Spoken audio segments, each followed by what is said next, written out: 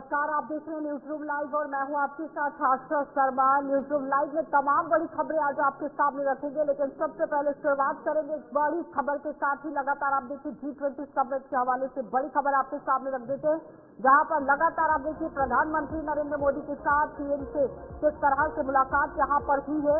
G20 meeting में Britain के PM से ये मुलाकात की गई है और बाइडेन, मेट्रो, मेलोनी से भी यहां पर प्रधानमंत्री नरेंद्र मोदी मिलेंगे। और साथ ही साथ बताते चले कि जंग से दुनिया में खाने का संकट हुआ है। प्रधानमंत्री नरेंद्र मोदी की तरफ से ये बड़ी बात कही गई।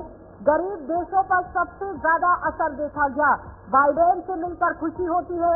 ब्राजील के राष्ट्रपति ने UNSC में सुधार की मांग उठाई है और साथ ही साथ बताते चले कि वर्ल्ड लीडर टू जो यहाँ पर G20 समिट है इसमें शामिल हुए हैं। लेकिन इस बीच में लगातार पीएम मोदी ने बाइडेन से भी मुलाकात की है। शी जिनपिंग के साथ मुलाकात हो सकती है और एक महीने में दूसरी बार यहाँ पर शी जिनपिंग के साथ मिल सकते हैं प्रधानमंत्री नरेंद्र मोदी। लेकिन फिलहाल भुखमरी और गरीबी पर चर्चा होगी और यूक्रेन और गाजा के मुद्दों पर भी चर्चा यहाँ पर हो सकती है। और साथ ही बताते चले लगातार आप देखिए जिस तरह से ब्राजील की राजधानी रियो डी जेनेरियो में यह सोमवार को 19वीं G20 समिट की शुरुआत हो गई और इस समिट में 2 दिन आप देखिए 18 नवंबर और 19 नवंबर को किस तरह से काम होगा। पहले दिन प्रधानमंत्री नरेंद्र मोदी और दुनिया के बाकी वर्ल्ड लीडर वेन्यू पर पहुंचे हैं और ब्राजील के ही राष्ट्रपति के साथ ही मुलाकात हुई। उनकी पत्नी ने भी भव्य स्वागत यहाँ पर प्रधानमंत्री का किया। लेकिन इस बीच में लगातार यहाँ पर 10 साल में 25 करोड़ जो गरीब लोग हैं उन्हें गरीबी से किस तरह से बाहर निकाला गया, प्रधानमंत्री की तरफ से ये बड़ी बातें कही गई। लेकिन आपकी टीवी स्क्रीन पर कुछ बड़ी तस्वीरें और बहुत ही महत्वपूर्ण तस्वीरें आपको दिखा रहे हैं, जहाँ पर जो बाइडेन के साथ मुलाकात होती है और जोराज स्टोरेज के साथ जो कि प्रधानमंत्री है नॉर्वे के, उनके साथ ही मुलाकात होती है और प्रभावो सुख्यांतो इंडोनेशिया के राष्ट्रपति हैं, उनसे भी यहाँ पर बात होती है, मुलाकात होती है। और जाहिर तौर पर आप देखिए एक एक करके किस तरह से प्रधानमंत्री राष्ट्रपति के साथ मिलने का सिलसिला बदस्तूर जारी किया गया। लेकिन इस बीच में 55 करोड़ लोग फ्री हेल्थ बीमा का लाभ उठा रहे हैं। प्रधानमंत्री नरेंद्र मोदी ने अपने संबोधन के दौरान ये पूरी जानकारी वहां पर रखी। किसानों को $20 बिलियन यानी कि 1068 करोड़ रुपए के जो यहाँ पर निवेश है वो भी कराए गए थे। लेकिन फिलहाल यहाँ बताते चले कि भारत के अंदर वैश्विक खाद्य सुरक्षा में योगदान दिया जा रहा है। हाल ही में मलावी, जाम्बिया और जिम्बाब्वे के अंदर मदद भी पहुंचाई गई। तो G20 सम्मेलन की लगातार आप देखिए तैयारियां किस तरह से हुई थी, लेकिन फिलहाल अपने आप में ये तस्वीरें काफी खास। तो कुछ जानकारी आपके टीवी स्क्रीन पर, जहां पर G20 समिट 2024 का एजेंडा क्या कुछ रहा वो आपके टीवी स्क्रीन पर। भूखमरी और गरीबी के खिलाफ एकजुटता का संदेश इस बड़े मंच से दिया गया है। साथ ही साथ तमाम 30 बड़े देशों में जो सरकारों का कामकाज है उसमें सुधार के संकेत की बात भी प्रमुखता से इस बार G20 समिट के एजेंडे में शामिल रही। इसी के साथ भूखमरी और गरीबी के खिलाफ जो एकजुटता का संदेश है वो यहाँ पर रखा गया। सस्टेनेबल डेवलपमेंट और ऊर्जा के बेहतर विकल्प तलाशने के मुद्दे पर भी इस बार G20 समिट जो रियो डी जेनेरियो में संचालित हो रही है उस पर रखी गई। साथ ही साथ इस बार की G20 समिट का जो थीम रहा वो था building a age world and sustainable planning. इससे पहले one earth, one planet, one future था, इस बार अलग है। अफ्रीकन यूनियन पहली बार फुल टाइम मेंबर के रूप में शामिल हुआ और साथ ही साथ 7 नॉन मेंबर देश भी इस G20 समिट में गेस्ट के तौर पर आमंत्रित किए गए। करुणी सिंह सर हमारे साथ जुड़ रहे हैं, विदेश मामलों की जानकार हैं। करुणी सिंह सर, बहुत बहुत स्वागत, शुक्रिया आपका समय साझा करने के लिए। G20 समिट ब्राजील की राजधानी रियो डी जेनेरियो में संचालित हो रही है। हमने देखा पीएम नरेंद्र मोदी ने नॉर्वे से लेकर इंडोनेशिया, इंडोनेशिया से लेकर इंग्लैंड, इंग्लैंड से लेकर फ्रांस के तमाम जो बड़े नेता हैं उनसे मुलाकात की है। सबकी निगाहें शी जिनपिंग और पीएम मोदी की मुलाकात पर भी जा चुकी है। 2 दिन लगातार चल रही समिट पर आपका कंक्लूजन क्या कहता है, और अब ये जो मुलाकात होने जा रही है शी जिनपिंग और पीएम मोदी की, उसे आप किस नजरिए से देखते हैं? देखिए कुरान, मैं बहुत खुश हूँ जिस तरीके से कॉन्फ्रेंस ये समिट ऑर्गेनाइज की जा रही है। इसमें 2 महत्वपूर्ण मुद्दे अब दुनिया की कार्य सूची में के केंद्र में लाए जा रहे हैं। पहला, विश्व में समृद्धि और स्थायित्व कैसे हो, और उसके लिए जो वैश्विक व्यवस्था है उसमें किस तरह का पुनर्गठन हो। और दूसरा, उससे भी ज्यादा महत्वपूर्ण मैं मानता हूं कि गरीबी उन्मूलन से, गरीबी से कैसे लड़ा जाए, जो कि हमारे देश जैसे देशों के लिए बहुत बड़ी समस्या है। वैसे चीन और भारत ने गरीबी से काफी सीमा तक लड़ाई लड़ी है। चीन ने 800 मिलियन लोगों को गरीबी से बाहर निकाला है। भारत ने 250 मिलियन लोगों को गरीबी से बाहर निकाला है। लेकिन गरीबी की समझ में अभी भी हम थोड़े, पूरी दुनिया पीछे है। समझ में पीछे कैसे है कि जो राहत दी जाती है उसको हम गरीबी उन्मूलन मान लेते हैं। जैसे यहाँ भारत में 80 करोड़ लोगों को 5 किलो अनाज दिया जाता है, तो ये गरीबी उन्मूलन नहीं है, ये तो राहत है उनको, क्योंकि वो गरीबी का जीवन जी रहे हैं। तो राहत एक रणनीतिक कदम तो हो सकता है गरीबी उन्मूलन की तरफ से, लेकिन ये उन्मूलन नहीं है। और इसके लिए अभी मुझे लगता है कि जो वैश्विक समुदाय है, विशेष रूप से वैश्विक दक्षिण के जो देश हैं, उनका एक डिलेमा है। और डिलेमा यह है कि एक तरफ तो वो समाजवादी स्थिति को हासिल करना चाहते हैं और दूसरी तरफ पूंजीवादी उत्पादन प्रक्रिया है उसको भी साथ चलाना चाहते हैं। तो इन दोनों में सामंजस्य बैठाना बहुत बड़ी चीज है। और उस सामंजस्य के लिए मुझे लगता है कि इसमें कुछ न कुछ निकल के आएगा। अंतिम जो महत्वपूर्ण ये है, जब गरीबी उन्मूलन की हम बात करते हैं तो एशियन कंट्रीज में ये समस्या सबसे ज्यादा है। पिछले 3 सालों से G20 समिट का जो आगाज, जो संचालन है वो भी एशियन कंट्री में ही है। मसलन मलेशिया, भारत, अगर हम बात कर ले अब साउथ अफ्रीका की, ये नीचे की तरफ की कंट्रीज की है, साउथ सदर्न इलाके की। तो उम्मीद करी जाए कि G20 में जब इस तरह का ये पूरा संचालन हो रहा है, कुछ बेहतर परिणाम भविष्य में नजर आ सकते हैं। सस्टेनेबल डेवलपमेंट की जब बात की जाती है सर, बिल्कुल कुणाल, देखिए पिछले काफी सालों से समिट जो दुनिया के दक्षिण के देश है उनमें हो रहा है।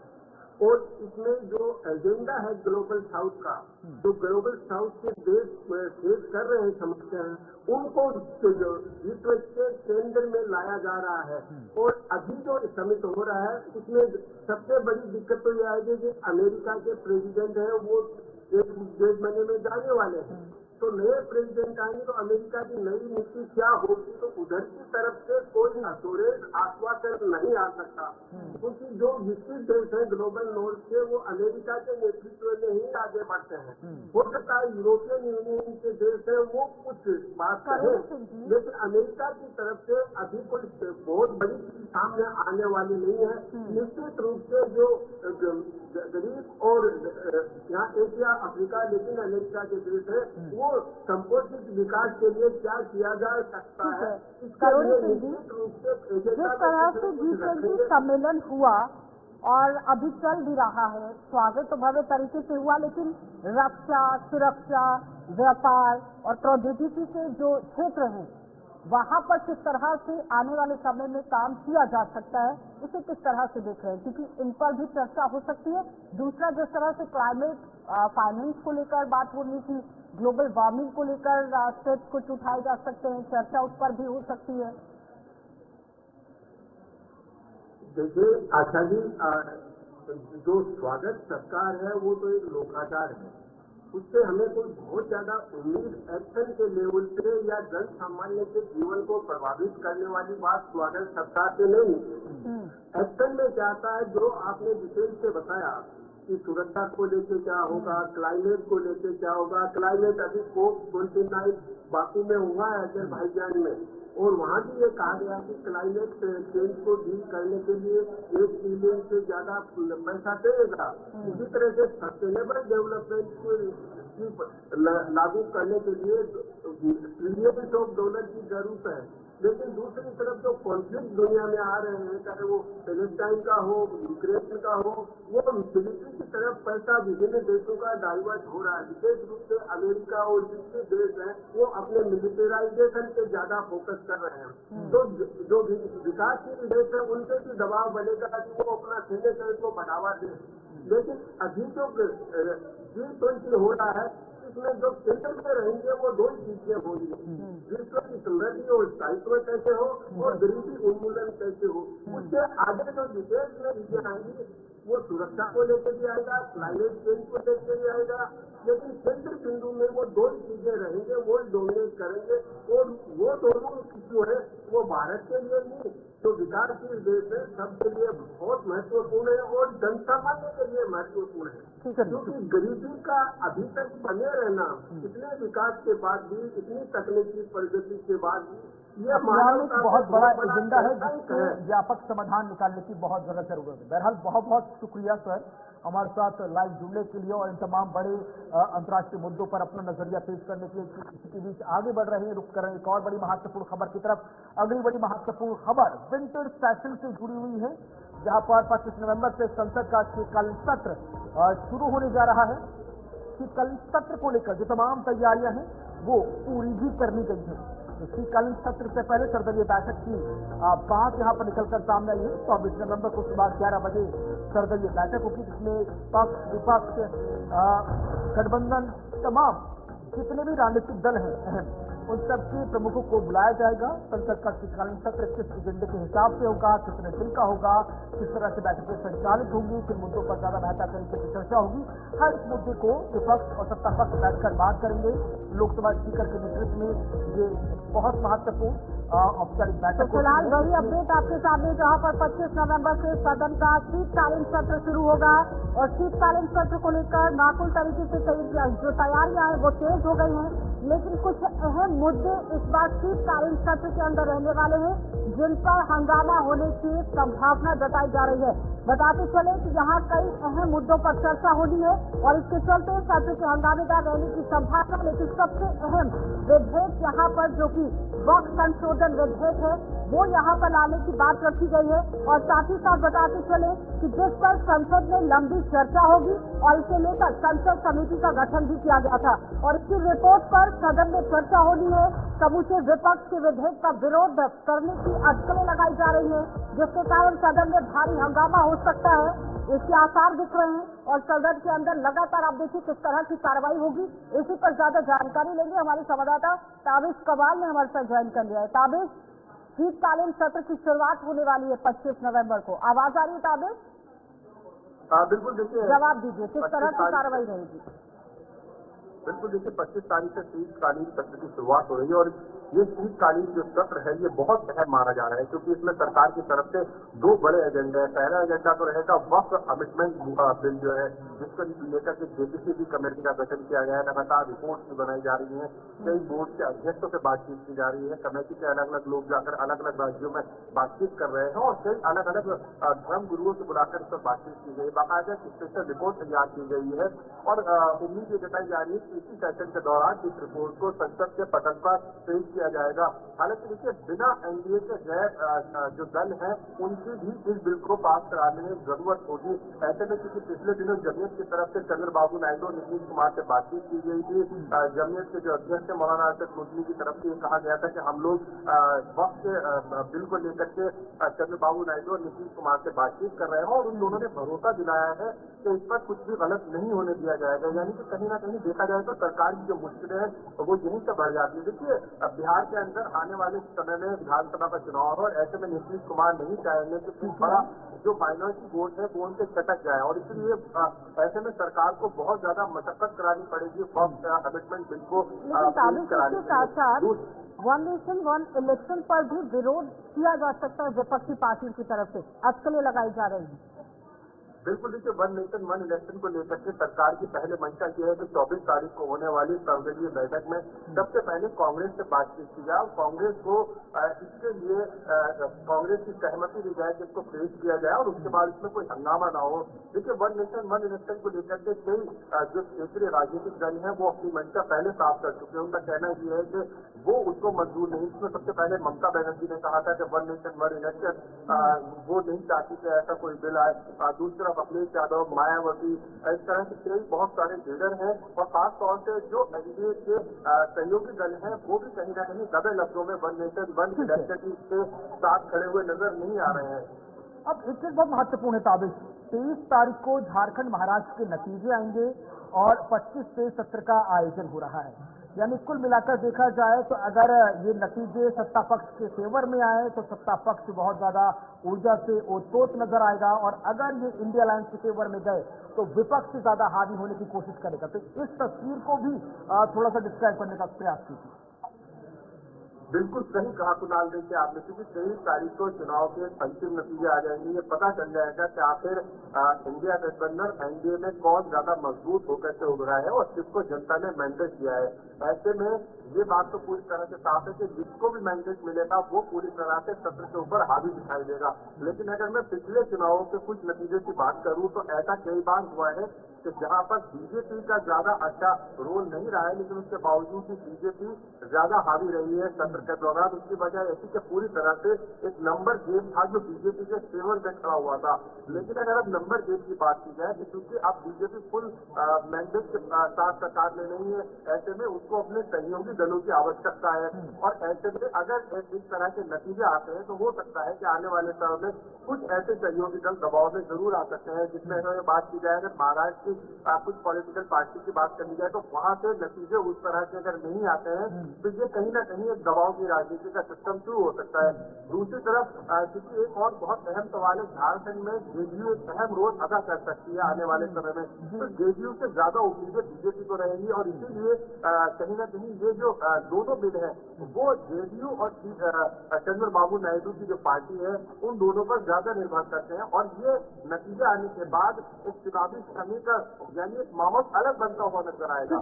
जेडीयू की बात समझ में आती है जब हम चंद्रबाबू नायडू की पार्टी की बात करते हैं। तो हाल फिलहाल में जो अल्पसंख्यक समाज से जुड़े मुद्दे चुनाव में बहुत हावी नजर आए। वन नेशन वन इलेक्शन से लेकर जैसे जब हम वक्फ बोर्ड की बात करते हैं तो भी यहाँ पर माइनॉरिटी के जो इश्यूज है वो घूमते हुए नजर आते हैं। यानी कुल मिलाकर हमें इस एक मुद्दे पर बीजेपी वर्सेस कांग्रेस साफ नजर आ सकती है संसद में।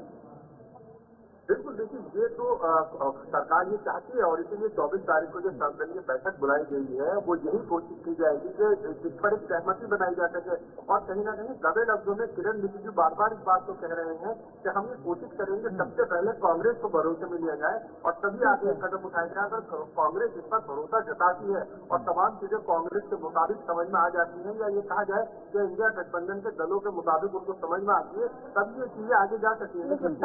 हंगामे की जो 18वीं लोकसभा का पहला मानसून सत्र हुआ था 22 जुलाई से 9 अगस्त तक चला था।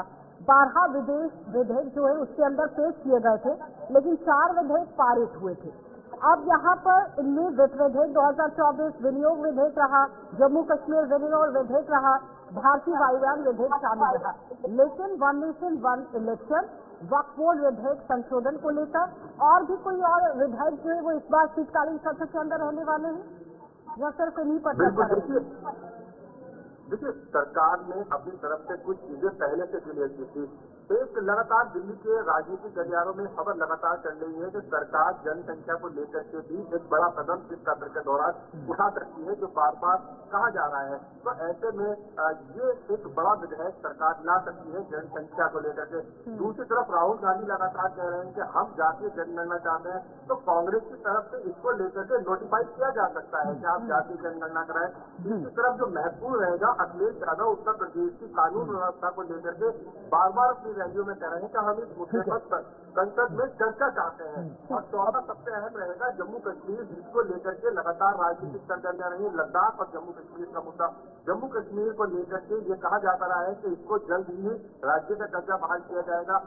कुल मिलाकर जम्मू कश्मीर से लेकर वन नेशन वन इलेक्शन से लेकर जो वक्फ बोर्ड, तमाम ऐसे बिल है जिस पर गतिरोध सत्ता पक्ष और विपक्ष के बीच देखने को मिल सकता है। बहुत बहुत शुक्रिया साबिश, दिल्ली से हमारे साथ जुड़ने के लिए ताजा अपडेट साझा करने के लिए। इसी बीच आगे बढ़ रहे बात कर रहे हैं यूपी की, जहां पर कल 9 सीटों पर सुबह 7 बजे से मतदान की प्रक्रिया शुरू हो जाएगी। लेकिन उससे पहले बड़ी खबर, जहां पर चुनाव आयोग को समाजवादी पार्टी ने पत्र लिखा है।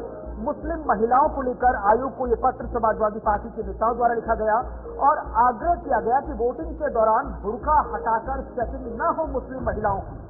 सपा ने कहा कि बुर्का पहनकर वोटिंग करें तो पुलिस हस्तक्षेप ना करे। अब बीजेपी ने सवाल उठाया था कि हमने पिछले कई ऐसे उदाहरण देखे जहां पर एक ही महिला बुर्का पहनकर 2 से 3 लोगों के पक्ष में 2 से 3 अलग अलग वोटर आईडी के हिसाब से मतदान कर देती है।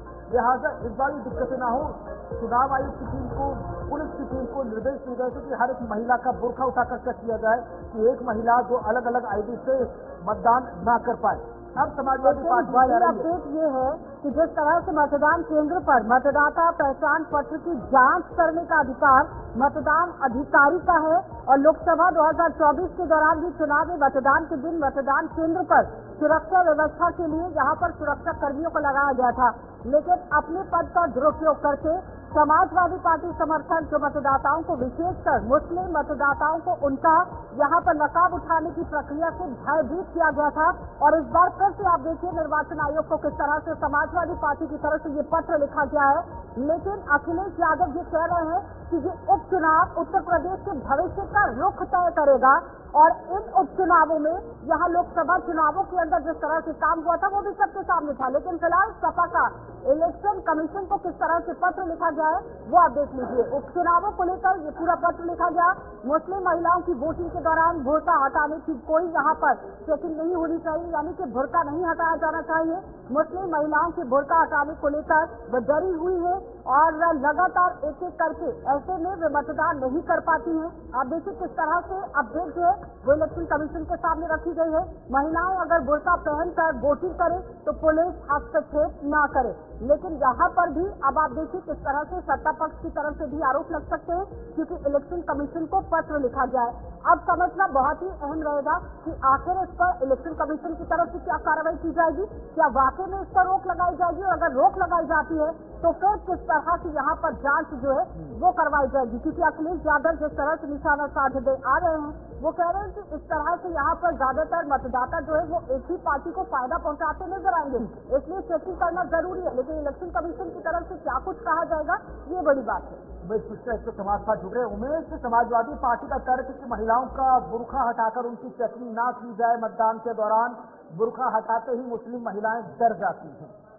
ये तर्क कितना तर्क संकट नजर आता है और इस तर्क को चुनाव आयोग किस नजरिए से दिख रहा है। पिछले कुछ उदाहरण कहते हैं जहां पर एक ही महिलाएं बुर्का पहनकर अलग अलग वोटिंग आईडी कार्ड से फर्जी मतदान करती पकड़ी गई। जिस तरह से उत्तर प्रदेश में 9 विधानसभा सीटों पे उपचुनाव होने हैं और कल वोटिंग की जो प्रक्रिया है वो शुरू सुबह से हो जाएगी। ऐसे में वोटिंग होने से पहले ही समाजवादी पार्टी ने निर्वाचन आयोग को एक पत्र लिखा है जिसमें इस बात का जिक्र किया गया है निर्वाचन आयोग में कि जो मुस्लिम मतदाता है उनसे वोट न हटाया जाए, उसका हटाकर न की जाए। इस तरह का जो पत्र है निर्वाचन आयोग को समाजवादी पार्टी की तरफ से लिखा गया है। हालांकि जिस तरह से इसको लेकर बीजेपी के नेताओं ने इसको एक कहा है कि ये होना चाहिए क्योंकि बुर्के की आड़ में कई बार वोटिंग प्रक्रिया बाधित होती है, इसमें कहीं न कहीं फर्जी तरीके से मतदान किए जाते हैं और शायद यही वजह है कि जिस तरह से समाजवादी पार्टी ने भी ये कहा है, पत्र लिखा है निर्वाचन आयोग को कि बुर्का हटाकर कोई चेकिंग न करे, कोई पुलिसकर्मी वहां पर।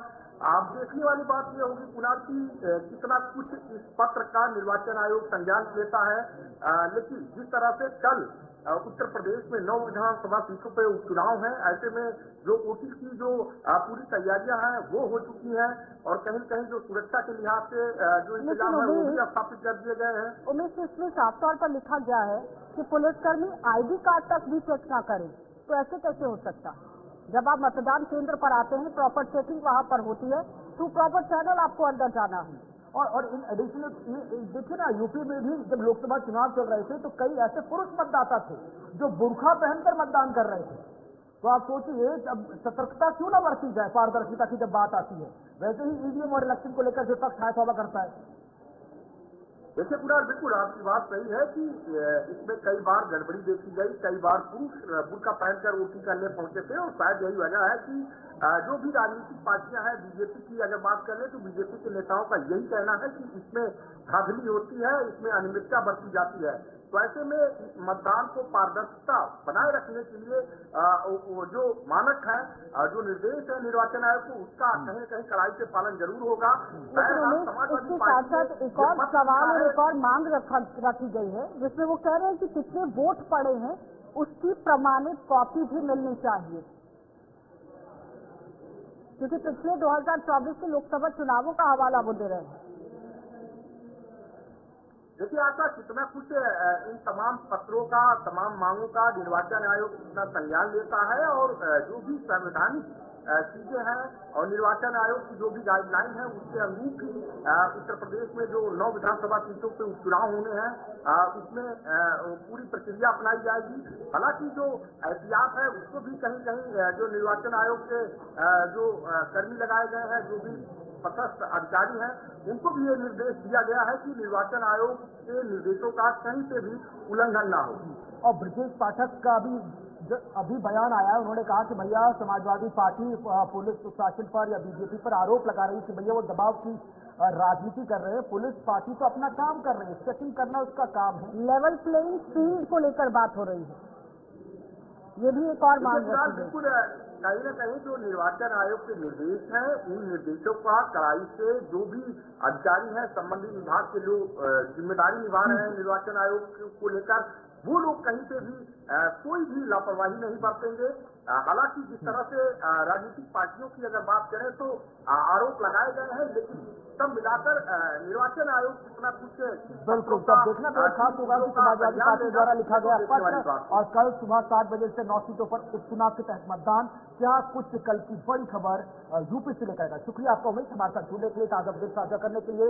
इसी बीच आगे बढ़ रहे बात कर रहे हैं कल होने वाले सुबह 7 बजे से महाराष्ट्र के 288 सीटों पर मतदान की, लेकिन उससे पहले महाराष्ट्र के पूर्व गृह मंत्री अनिल देशमुख के काफिले पर हमला हुआ।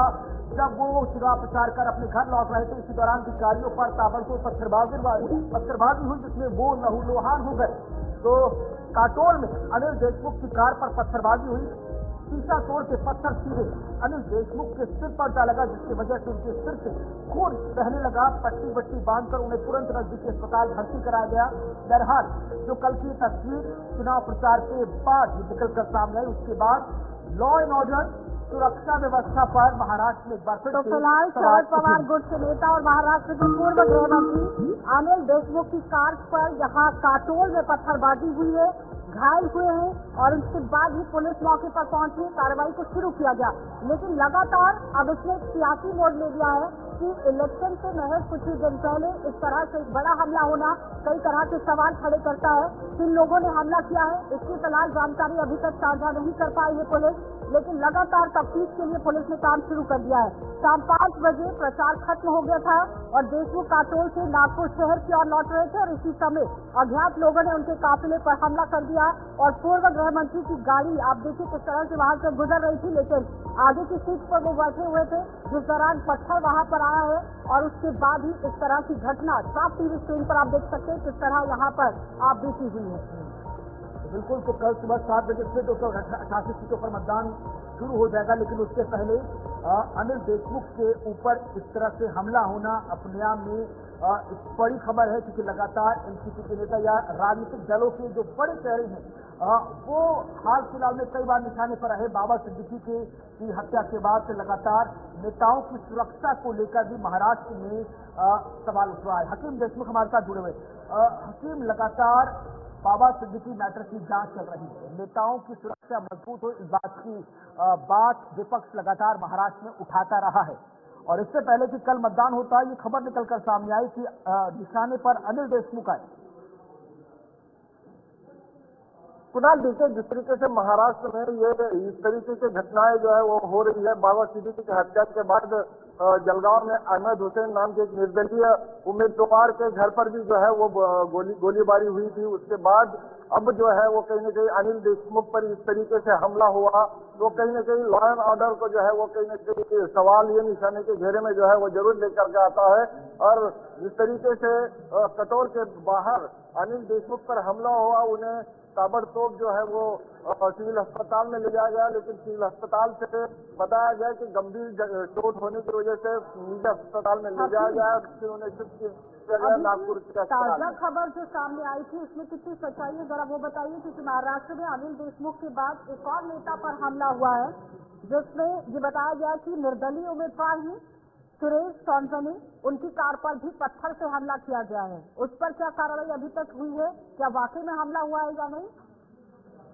देखिए, सुरेश सेंदानी की अगर बात करते हैं या फिर अहमद हुसैन की बात करते हैं या फिर अनिल देशमुख की बात करते हैं, तो ये तीनों भी हमले हुए हैं और इसकी कार्रवाई चल रही है। जिस तरीके से पुलिस से हम बात मानते हैं, जलगांव के जिस तरीके से अहमद हुसैन की बात करें तो उनके घर पर 3 राउंड जो है वो फायर हुए थे, वो अपने मकान में सोए हुए थे, वहां पर खिड़की पर जो है वो राउंड फायर हुए थे। वहीं अब ये तीसरी जो घटना है अनिल देशमुख वाली घटना, इनके कार पर हमला हुआ, हमलावरों ने जो है वो पत्थरबाजी की और इसमें जो है वो गंभीर तरीके से चोट अनिल देशमुख के सर पर आई है। चित्रों में भी साफ दिखाई दे रहा है। उसके बाद उन्हें अस्पताल में एडमिट किया गया है, सीटी स्कैन वगैरह की प्रोसेस की गई है। जिस तरीके से हम बात करते हैं, यकीन ने बयान दिया है कि 4 लोगों पर जो है वो मामला जो दर्ज किया गया है और पूरी आगे की जानकारी निकाली जा रही है। चलिए, शुक्रिया आपका हकीम, आप हमारे साथ लगातार बने रहे हैं, आपसे आगे भी चर्चा की जाएगी, लेकिन उससे पहले छोटा सा ब्रेक की उस बार खबरों का सिलसिला बदस्तूर जारी।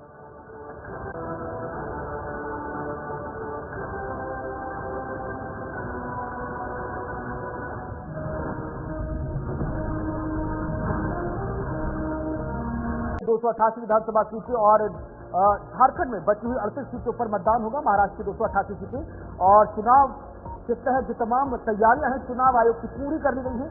पोलिंग पार्टियां पूरी तरह से तैयार हैं और जो पोलिंग बूथ है उसकी तरफ रवाना होने का सिलसिला भी बदस्तूर और चुनावों को लेकर सुरक्षा व्यवस्था कड़ी कर दी गई है। फिलहाल आप देखिए, झारखंड के अंदर और महाराष्ट्र के अंदर जहां चुनाव होगा, महाराष्ट्र में 228 सीटों पर ये खेल है, झारखंड के अंदर 78 सीटों पर कल दूसरे चरण का और अंतिम चरण का चुनाव होना है।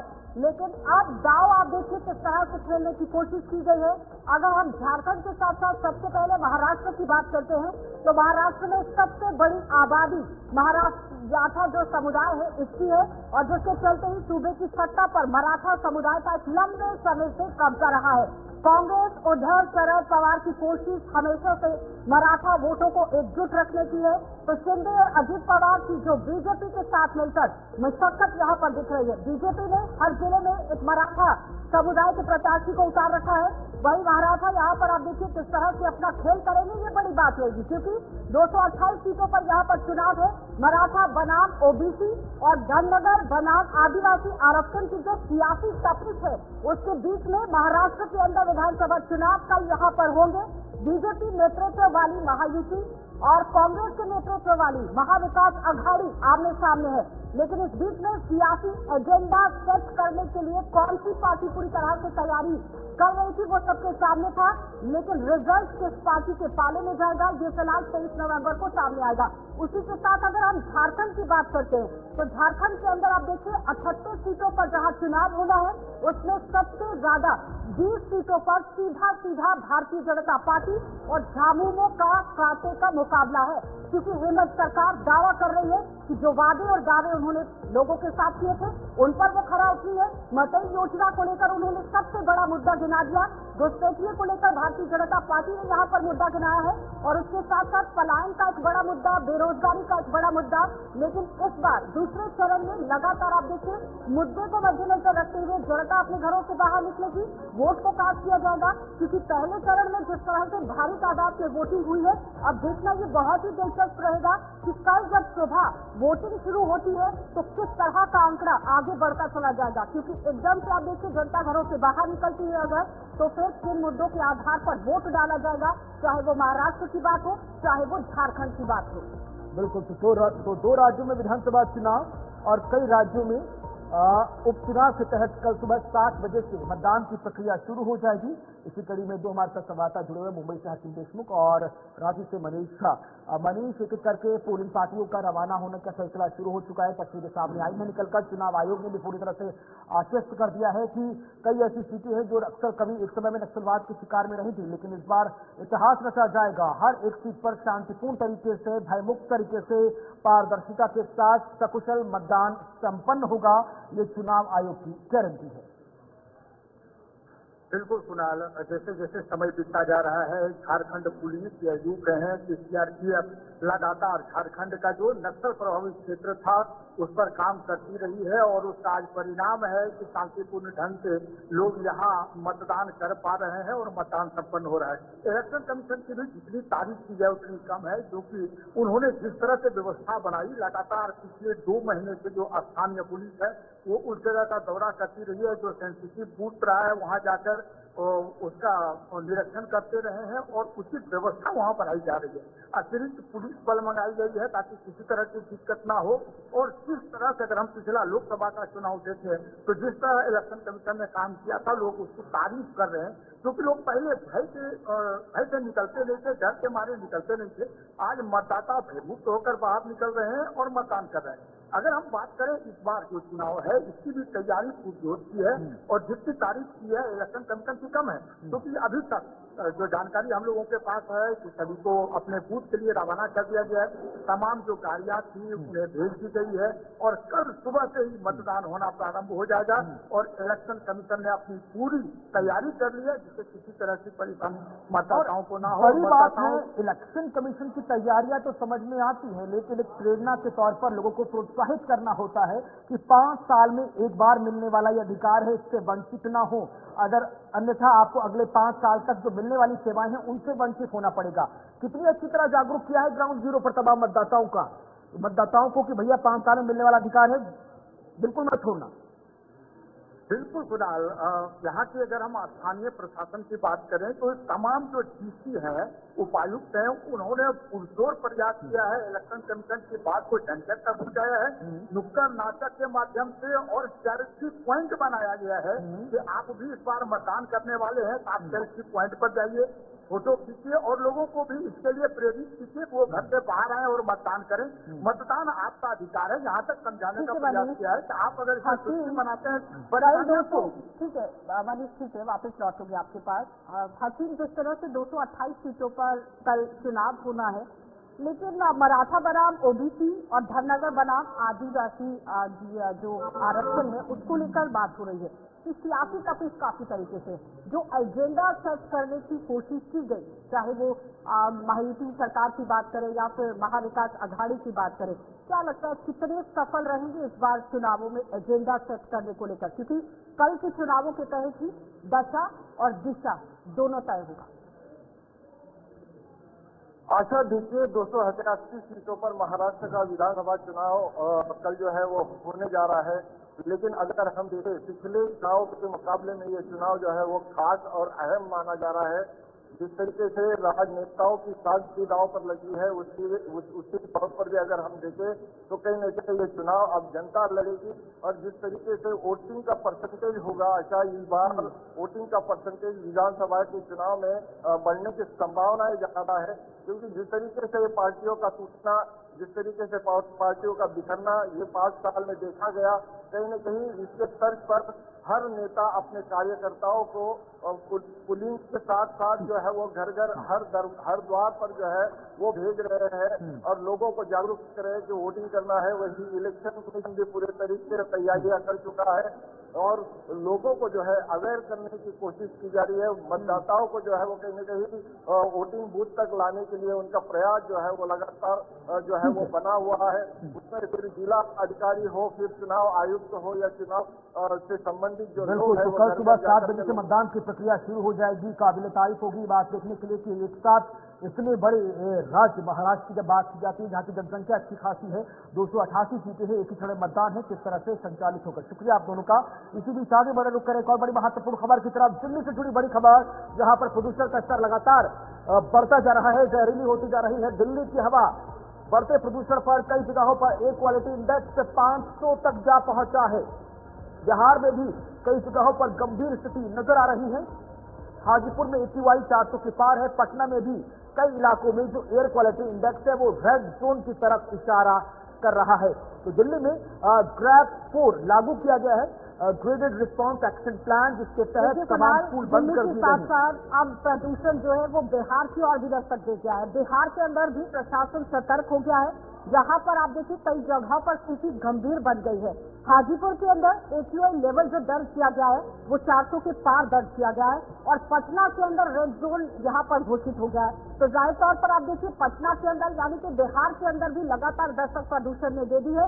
एक एक करके दिल्ली NCR के अंदर प्रदूषण बढ़ रहा था। प्रशासन सरकार की तरफ से कई तरह के कदम उठाए गए लेकिन नाकाफी साबित हो रहे थे। गोपाल राव कह रहे हैं कि अब अगर स्थिति को नियंत्रण किया जाएगा तो वो सिर्फ और सिर्फ बारिश कर सकती है या फिर तेज हवाएं यहाँ पर कर सकती है। कुल मिलाकर ये कहा जा सकता है कि प्रशासन को जिस तरह से सरकार को सुप्रीम कोर्ट की तरफ से फटकार लगी उस पर कहीं ना कहीं काम करने की कोशिश, लेकिन फिलहाल प्रदूषण से जुड़े हुए बड़े अपडेट आपके सामने रख देते हैं। देखिए दिल्ली में AQI जो लेवल है वो 500 के पार चला गया है और अब एक एक करके किस तरह से दिल्ली NCR का बड़ा डाटा सामने आया है। सीजन का सबसे ज्यादा पॉल्यूशन इस बार दर्ज किया गया क्योंकि AQI लेवल लगातार बढ़ गया है। सभी स्कूल और GU GNU के जो कॉलेजेस है वहाँ पर ऑनलाइन क्लासेस लगा दी गई है कि ऑनलाइन माध्यम से ही आपको पढ़ाई करनी है। तो घने कोहरे के चलते 22 ट्रेनें जो है वो लेट हुई है।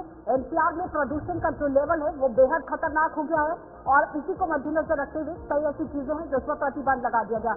18 नवंबर से दिल्ली NCR में यहाँ ग्रेड 4 लागू किया गया, लेकिन सुप्रीम कोर्ट की तरफ से ये कहा गया कि जब तक हम आदेश नहीं देंगे आप इसे हटाएंगे नहीं।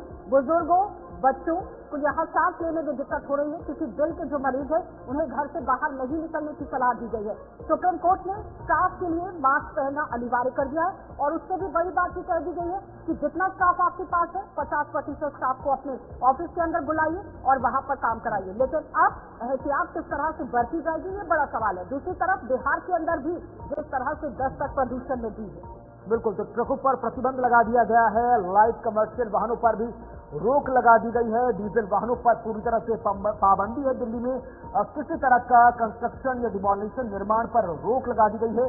स्कूलों में छुट्टियां हैं, ऑनलाइन वर्क की तरफ शिफ्ट कर दिया गया है।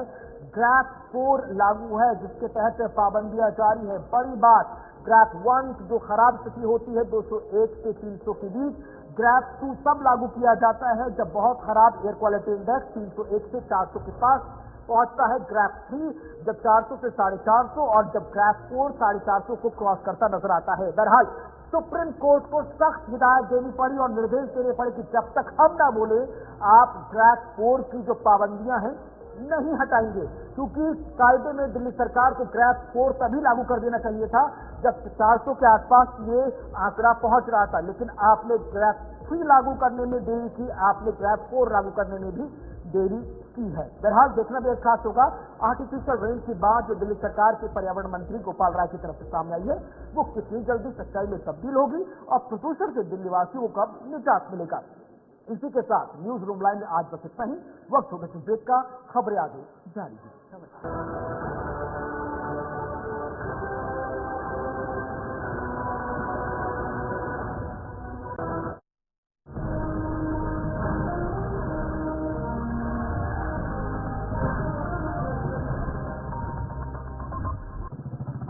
भैया, अरे वाह, खेतों में कौन सी फसल लगाए हो?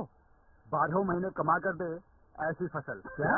मैंने नया व्यवसाय शुरू किया है, उसके लिए पैसे, इसमें किसी निवेश की जरूरत ही नहीं। अच्छा मुखिया जी, मुखिया जी नमस्ते। अरे हरी, कब आ रहे हो? आप बस चलिए, मैं पहुंचता हूँ। अब मैं LIC एजेंट हूँ। LIC एजेंट बनो, अब बड़ा सोचो। हमारी वेबसाइट पर जाएं या अपनी नजदीकी LIC शाखा से संपर्क करें।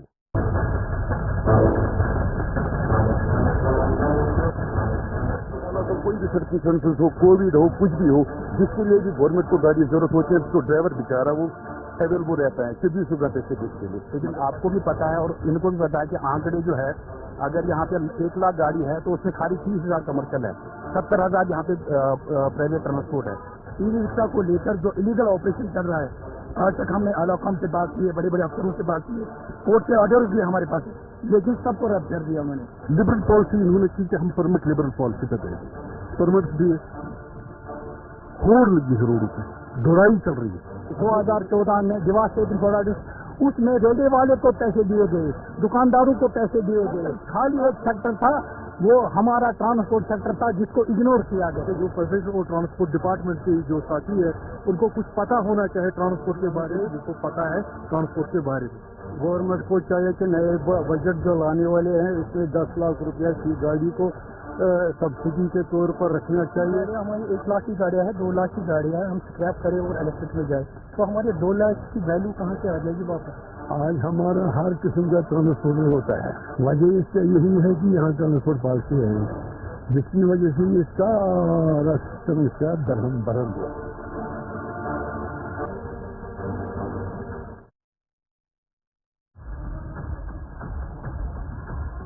बेहाल आवाम, बेरोजगार नौजवान, इंतजामिया बना अनजान, कहीं बिखरे मकान, कहीं टूटे अरमान, कहीं लुट रहा सामान, हर बात से बेखबर हुक्मरान, नशे के जाल में फंसा नौजवान, रिश्वतखोरी 7वें आसमान, इंतजामिया की बंद जुबान, किसको आवाज दे इंसान, आवाम की आवाज गुलिस्तान, खबर की तह तक पहुंचे गुलिस्तान। नमस्कार, मैं हूं आपके साथ शिप्पन शर्मा। तो चलिए शुरुआत करते हैं दिन भर की 50 बड़ी खबरों के साथ। G20 समिट में मोदी बाइडेन के बीच मुलाकात, पीएम मोदी बोले अमेरिकी राष्ट्रपति से मिलकर खुशी होती है। आज गुजरात दौरे पर अमित शाह, 2 दिवसीय सम्मेलन में कई मुद्दों पर होगी चर्चा। अलगाववादी नेता मीरवाइज का बड़ा बयान, पाकिस्तान से बातचीत करने की वकालत। कल महाराष्ट्र झारखंड विधानसभा चुनाव, झारखंड में दूसरे, महाराष्ट्र में एक ही चरण में होंगे मतदान।